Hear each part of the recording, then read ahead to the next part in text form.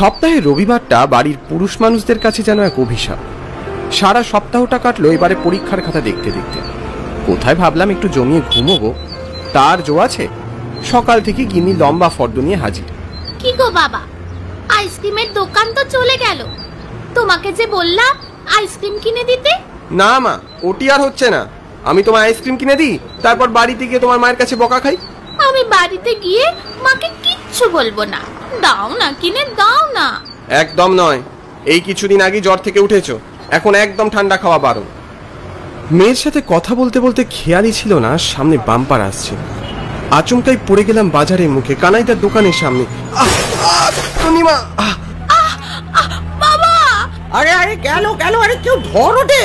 নিজেকে কোনোভাবে সামনে নিয়ে উঠে দাঁড়ালাম। তড়ি ঘড়ি তন্নিকে তুলতে যাব, একটা অদ্ভুত কাণ্ড দেখে থমকে গেলাম। এক মুহূর্তে খেয়াল হলো একটি লোকের পায়ের কাছে তন্নি ছিটকে পড়েছে। লোকটার অদ্ভুত আচরণ আমায় ভীষণ অবাক করলো।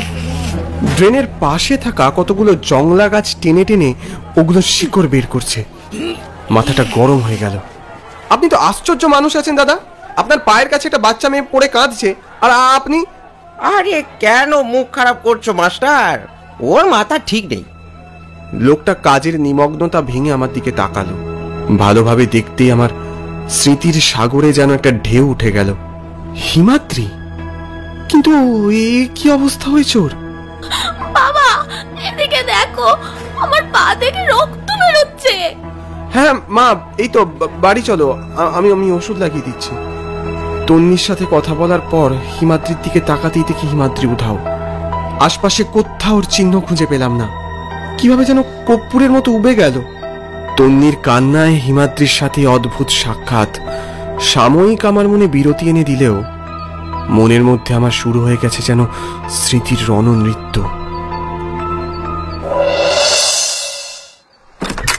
আরে এ কি অবস্থা হয়েছে তোমাদের? হে ভগবান, এসব কি করে হলো? উর্মিলা, শান্ত হও, আগে ঘরে ঢুকতে দাও। আমি ঠিক আছি। তুমি তন্নিকে নিয়ে গিয়ে ওর পায়ে ওষুধ লাগিয়ে দাও। ওহ, বাপ বেটিতে মিলে কোথায় যে কি সর্বনাশ বাঁধিয়ে এসেছে, কিছু বলছেও না আমায়। বাবা বাজারের মাঝখানে স্কুটার নিয়ে পড়ে গিয়েছিল। সে কি? উফ, এই লোকটা যে কখন কোন খেয়ালে থাকে না। দাঁড়া, আমি ঘর থেকে ওষুধটা নিয়ে আসি। উপরওয়ালা কখন যে কার সাথে দেখা করিয়ে দেয় ভাবতে ভীষণ অবাক লাগে। এতদিন পর এভাবে হিমাদ্রির সাথে দেখা হয়ে যাবে আমি কল্পনাও করতে পারিনি। ইতিমধ্যে অনেকগুলো প্রশ্ন মনের মধ্যে ভিড় করতে শুরু করেছে। অতীতের সেই ধুলো মাখা প্রশ্নগুলো উত্তরের খোঁজে প্রবল ঝড় তুলেছে মনে। ছুট্টে পাশের ঘরে আমার পুরনো বইয়ের আলমারির দিকে এগিয়ে গেলাম। তোলপাড় করে ঘাটলাম আলমারিটা। কোথায় গেল জীবনানন্দ সমগ্রটা? অনেক খোঁজাখুঁজির পর ফাইলের তলা থেকে বেরিয়ে এলো সেই বই। এই তো। কি গো, তোমার কানে কি কোনো কথা যাচ্ছে না নাকি? আমি ওষুধটা নিয়ে কখন থেকে দাঁড়িয়ে আছি বলো তো? এখন বিরক্ত করো না, ওষুধটা টেবিলে রেখে দাও। বাবা, আমি বিরক্ত করছি? বেশ, ওষুধটা এখানে রাখলাম, যা ইচ্ছে হয় তাই করো। বইয়ের 513 নম্বর পাতা থেকে সেই ছবিটা ফের বেরিয়ে এলো। 13 বছর আগের সেই স্মৃতি। তারপর জানলা দিয়ে একটা দমকা হাওয়া ভাসিয়ে নিয়ে গেল সেই ঝরা পাতাদের সময়। তারপর কালকে বাড়িতে ফিরে কোনো অশান্তি হয়নি তো? ছাড়ো তো ওসব।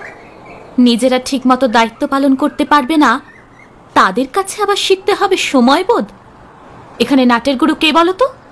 আমার বৌদি।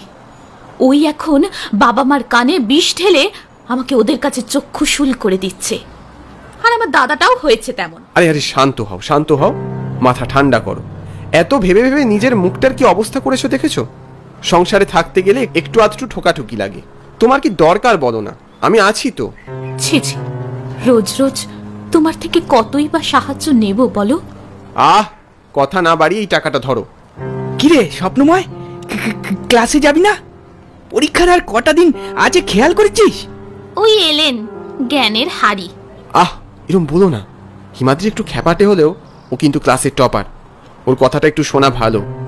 হ্যাঁ যাচ্ছি, তুই যা। কলেজে ঢোকার পর থেকে সমাপিকার সাথে এক অদ্ভুত ঘনিষ্ঠতা তৈরি হয়েছিল আমার সাথে। যৌবনের সেই প্রথম প্রেম, আমি আজও সমাপিকাকে ভুলতে পারিনি, ওর সাথে কাটানো মুহূর্তগুলোকেও না।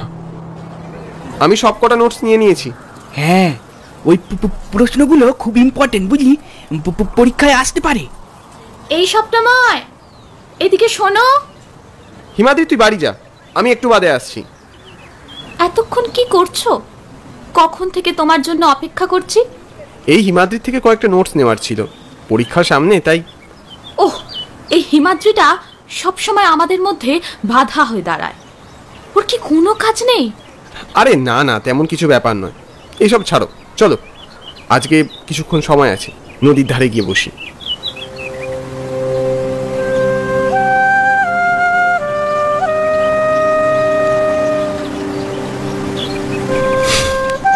সেসব কি দিন ছিল, কত স্মৃতি সমাপিকার সাথে, কিন্তু হঠাৎ একদিন সব এক লহমায় থমকে গেল।